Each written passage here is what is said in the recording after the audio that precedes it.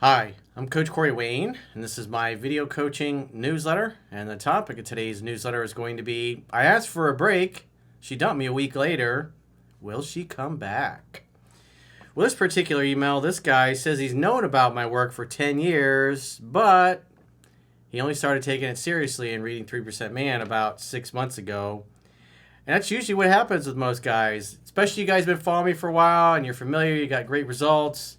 How many of you bought the book or told your friends about it, and then you realize maybe 1 out of 10, 1 out of 20 even cracked the cover to take a look at it?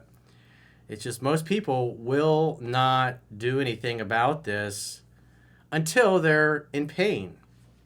And so this guy obviously, once he was in some serious emotional pain, he thought, after 10 years of knowing of my work, he thought, okay, I'm going to start reading the book now. So he was kind of in a long-distance relationship with a female friend that I guess he had known for many years. He converted her into a girlfriend, and then at some point he asked for a break, and then she dumped him a week later. And now he's wondering if she's going to come back, but he's kind of noticing that she seems to be, the more time goes by, drifting away. So he's decided to stop waiting on the sidelines, waiting for her to come back. And now he's starting to date other women, but he feels really guilty about that. So let's go through his email. He says, "Hi, Corey. I hope you're doing well. I've known about your work for 10 years now, but I started really getting into it after my long-distance relationship went sideways 6 months ago. You know, when I first was writing my book and doing research, marketing research, what I realized is that 95% of the self-help books, in other words, who buys self-help books on dating and relationships? Well, back then, 95% of it was women, only 5% dudes. Because us guys tend to be very egocentric, and especially around this type of topic. I know when I was really young, I was embarrassed about it. I didn't want to tell other people about it. I remember carrying around Doc Love's book, and I had it folded up inside something else because I was worried about what people would think if they saw me walking around with a book like that. So that kind of in a microcosm is why a lot of guys just, they won't do it. They feel embarrassed or ashamed. They don't want to admit that they aren't very successful. And so they'll just keep flailing around. But when they get in real serious pain is when they're kind of open to it. And they'll go, okay, I'll read this book then. So he says, since then, I've listened to the audiobook 7 to 8 times. Well, that's a good start. So he's highly motivated. He has an emotionally compelling reason why he's doing it, which is obviously his girlfriend and him are, the relationship is on the rocks. He says, as a backstory, the previous woman I was with, Jessica, and I were close friends for 10 years, or 4 years. We were close friends for years, after, not 4 years, but 4 years. That sounds weird when you read it back. After being colleagues in our first job out of college. During that time, she opened up about her feelings to me, which I did not reciprocate at the time since I was getting over a different woman. After that, I moved around the world for 2 years while we stayed in close touch. Eventually, we decided to start dating after my job was going to take me back to the same region in the U.S. as her. Despite our long friendship, the dating experience was rocky. She had difficulty articulating her feelings, and her treatment of me seemed to sour as time went on. So she lost interest, she lost attraction, she lost respect. And at the end of the day, if her interest is high, they'll stick around. And if it's not, they start looking for the exits. And as a man, you got to figure out what you're doing and saying to cause her to feel less attraction to the point where she doesn't want to spend time with you. In the book, there's a chapter, it's called It's All in the Numbers. And so the first 6-8 pages of that chapter give you a detail on a scale of 1 to 10 what women do when they're in love versus when their interest is, say, a 5 out of 10 on a scale of 1 to 10. And so if you're aware of that, if you've read the book enough times, then you can kind of see as her interest starts to go down. And then that's the kind of thing that'll make you pay attention and realize that you're slipping up somewhere and you need to get refocused, usually on dating and courting her properly, and making her feel heard and understood, spending quality time together, that kind of thing. Hanging out, having fun, and hooking up. Where most guys go wrong in long-term relationships, and I see this over and over. I mean, again, I've been doing this 20 years now, is that they stop dating and courting the girl, and then they don't make her feel heard and understood. And if that goes on for long enough, typically beyond 6 to 12 months, your girl's going to start looking for the exits. It's just a fact of life. Women want to be in a love story, and they only really care about how they feel about you, not what a great guy you are, or how handsome you are, or rich you are, or how nice your cars or your house are. The bottom line is how strong are her emotions towards you. And what are you doing to keep her emotions elevated? Because it requires work and effort. Just like staying physically fit. You choose what you put in your mouth.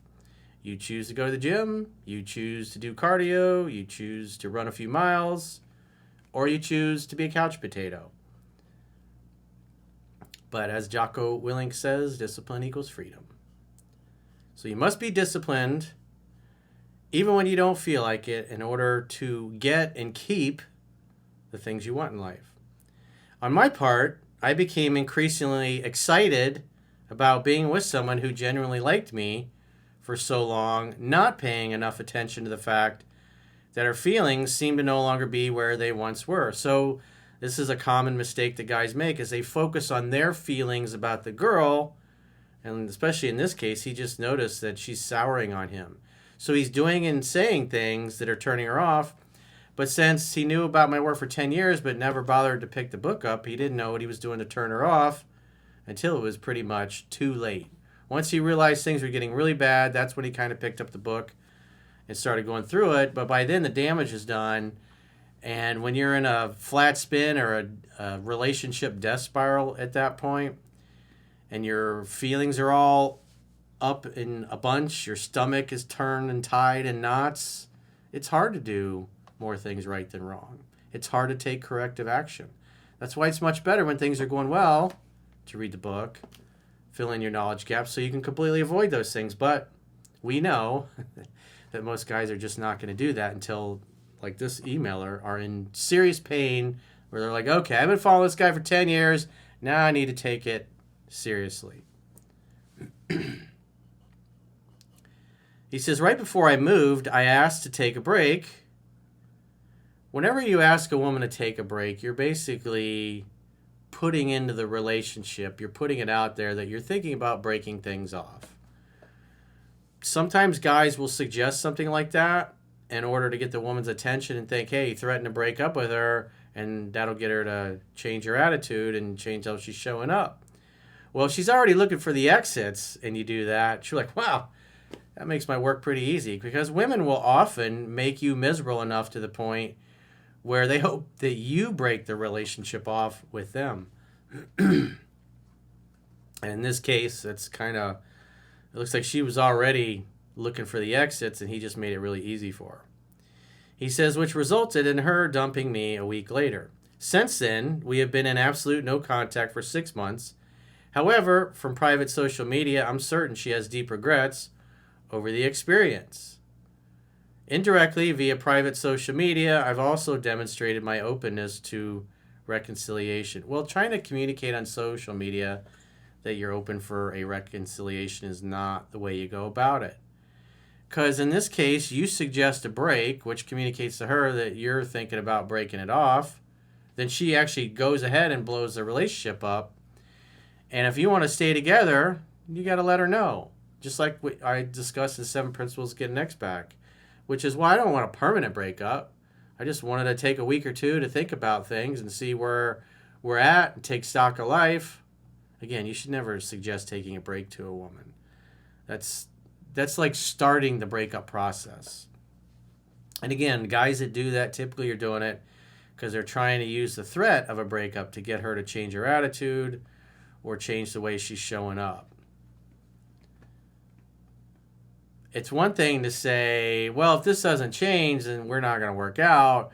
But when you're like, hey, I want to take a break for a couple of weeks and I'll get back to you. And then after a week or two, or however long it was he took a break, well, in this case, it was like a week later, she's like, yeah, I'm out. So he made it easy. Because he could tell her interest was waning, and since he never bothered to fill in his knowledge gap, he just kept making the same mistakes until he talked to her, texted, and acted in ways that just cause her to no longer want to be with him. And so if she wants to leave, but you want to stay together, you don't try to keep somebody in your life that doesn't want to keep you in theirs. You just simply say, well, I don't agree with you wanting to break up and end our relationship, but it takes two to tango. If you don't want to be my tango partner anymore, then, well, I guess we had a good run. Call me if you change your mind. And then you never call, you never text for any reason, no birthdays, no nothing, just like it says in 7 Principles Get an Expect. Basically, that person is dead to you. Because if they're the ones ending it, even though he kind of started it, he just wanted a temporary break, but she made it permanent. And if she's the one making it permanent, then she's got to be the one to realize that she made a mistake and come back to get another chance. And if she reaches out later after that, you assume she wants to see you. You make a date at your place in the evening to make dinner together, hang out, have fun, hook up. Not to make dinner for her. I've seen some emails lately where guys are inviting girls over and telling them, hey, I want to make dinner for you. No. The whole point of getting together and making dinner is to do it together so you can have fun in the kitchen together, and it facilitates touching and physical interaction and playfulness, because usually what happens in the middle of making dinner gets paused so you can bump uglies and then go back to making dinner. It's nice to have the dessert first before dinner sometimes. But if you're making dinner for her, it's like you're putting on a performance and she's just sitting there watching you. You're trying to make it easy to where the two of you can interact physically, so physical touching just is a natural consequence of that, which can lead to seduction. That's the whole point. He says, now in my new city, I clicked with a woman in my friend group here, and for 2 to 3 months now, while it was obvious my ex regretted our breakup, well, at the end of the day, you still haven't heard from her. So you're making assumptions, but maybe she, because you guys had been together long enough and she knew you long enough that she was, even though it hurt, she really wanted to move on with her life. Because women vote with their feet. If they're with you, they voted for you. And if you're stalking her social media and she's talking about the past, but she never reaches out and 6 months have gone by, well, again, she's making no effort. And the other thing that's super important is if you're in a situation like this is why you want to be reading the book and applying it with other women so you get better. So say month 7, she's like, oh, what have I done? Or she goes out on a few bad dates with new guys and it doesn't work out with them, or they treat her really badly. And she starts missing her ex-boyfriend. And then she reaches out. You want her to find a confident, cockier, fitter, more in shape, a guy with better game and a better understanding of women. So when you start interacting with her again, she finds a completely different, better version of you that she's going to be really attracted to versus kind of the guy that she broke up with, in this case, 6 months before. And so you should be doing these things to become a better man, to make yourself not only attractive for her, but attractive for other women in general. And if you're applying what's in the book and you're seeing the things that are in the book show up in your life and in the real world and in the other people around you that you observe, then that's going to make you more confident. And it's going to give you more swagger. It's going to make you more playful. It's going to make you more certain of yourself, which are all things that attract women. And so if she does come back, it's like she finds a completely different version of you, a much, much improved version of you. Because if you don't practice with anybody, if you don't date anybody, if you just read the book and then 6, 7 months later she comes back, then you're the same guy. Nothing's changed. And you will quickly turn her off for the same reasons that you turned her off the first time. So either way, as a man, you always focus on your mission, your purpose, your life's work, and that includes becoming a better teammate and relationship partner. So if she does come back, or maybe another girl you dated in the past shows back up unexpectedly, or you run into her, you want to be better, a better, more improved, more attractive version of you. So it makes things easier. And the more your personal life goes better, the easier your professional life is going to go. Because life is hard enough. We want things to be easy and effortless, not a pain in the ass and difficult. And like this guy found out, despite the fact he knew about my work for 10 years but never really bothered to study it, it wasn't until his relationship was ending that he realized that he needed to make some changes. And so he has been reading the book. He's been through it 7-8 times, which is about once a month. I mean, the reality is if you put the audiobook on 2-speed and you follow along in a digital physical copy, you can get through it in 4 hours. And so especially you guys that are in a breakup situation, is that you need to get this information in your brain as quickly as possible. Because if a girl comes back a few weeks or maybe a month after breaking up, you got a short window to improve yourself.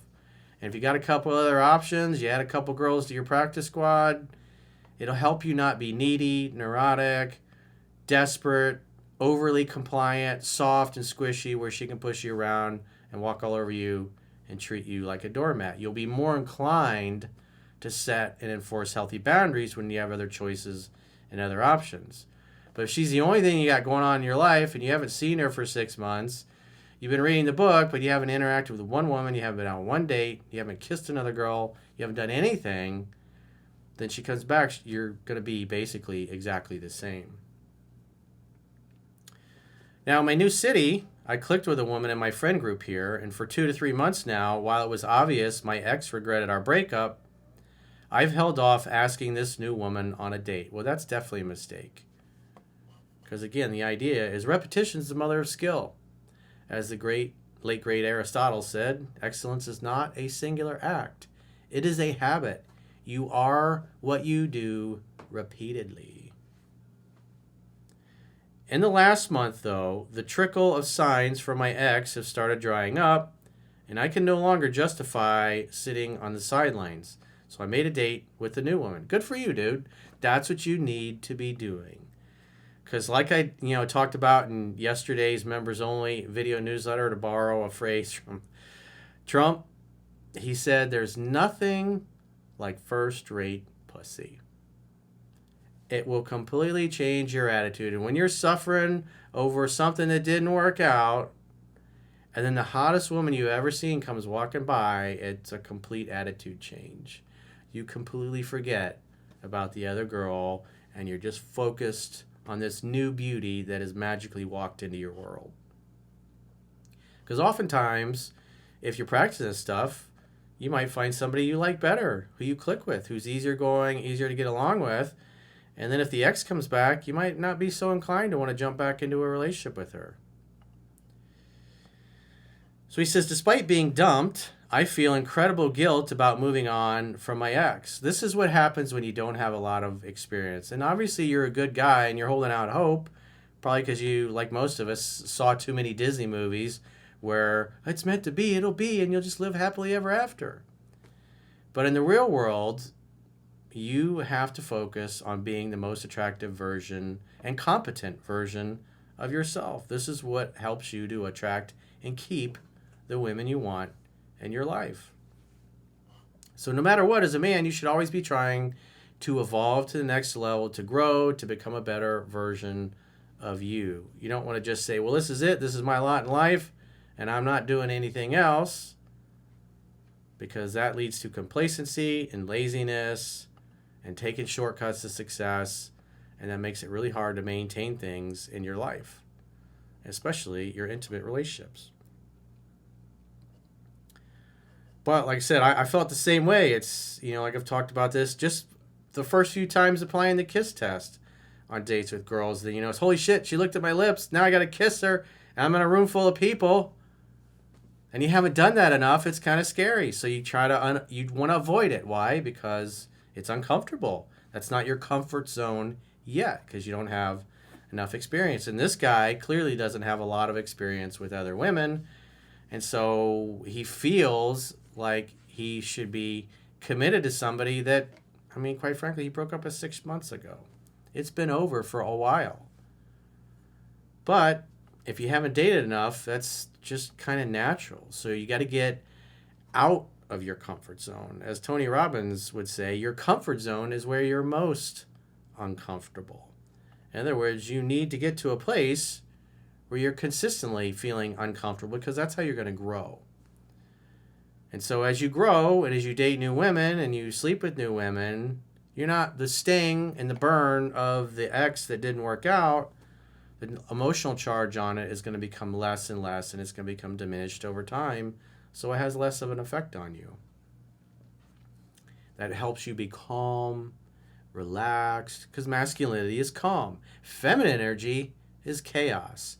And if you're not calm, it's going to be really hard to deal with women who just naturally bring chaos, because that's what makes masculine energy grow, is to challenge us. To challenge us to be more, to do more, to be better, to get outside our comfort zone and do things that feel kind of scary and unnatural at first. Despite being dumped, I felt incredible guilt about moving on from my ex, who was the most important and consistent person in my life for years. That's why. So your whole identity was wrapped up in this relationship with this girl because all the years you spent with her. And since you didn't have a lot of experience with other women, you only got a handful of them, then it's going to be pretty scary for you. And you're going to be attached to what was. But as the old saying goes, 1 is no choice, 2 is a dilemma, 3 is a proper choice. So this guy should get at least 2 to 3 other women in his life, excluding whatever happens with the ex. She could be the 4th one, potentially. Because if she comes back and he's talking to and dating and maybe hooking up with 1 or 2 other women, and others are in early stages of dating, he's not going to be in such a rush. He's not going to be needy. He's not going to smother her. He's not going to be seeking her attention and validation. He's going to take the time to be selective and be more of a challenge, so she has to work to earn him back, which is the right place that she needs to be. And emotionally, she's going to enjoy that a hell of a lot more anyways. I still love her and want her to be happy. Unfortunately, I suspect she fell into self-sabotage, a depression hole, but so far has not dug herself out of it. Well, it's not your job to fix or to save her. 2 people come together to share their completeness, not to complete one another. You're looking for somebody that's happy, that's whole, that's complete, ready, willing, able, and open to dating.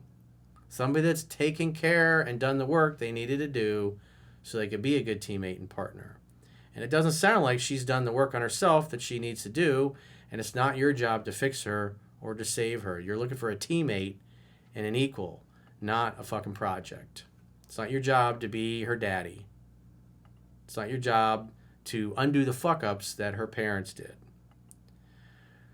All of my guy friends affirm I'm doing the right thing by moving on. Sounds like you got some good guy friends, as I believe as well, but man, it sucks to let go. Well, this is a rite of passage.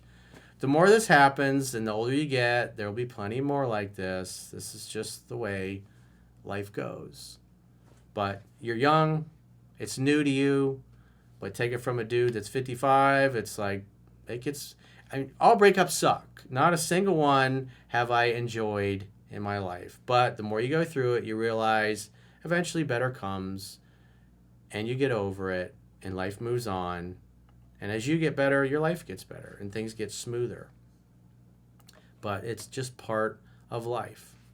You gotta grow from experiences like this.